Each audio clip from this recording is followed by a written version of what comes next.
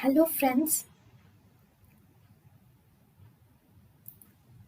welcome to Creative Medicine. In this lecture, we will learn about. Hello friends, let us now learn about the where in which tumors is enucleation is treatment of choice for. Where is enucleation treatment of choice? Enucleation is treatment of choice for hemangioma of liver. Enucleation is the treatment of choice for hemangioma of liver. It is the treatment of choice for leiomyoma esophagus. Then it is the treatment of choice for chylomympatic cyst,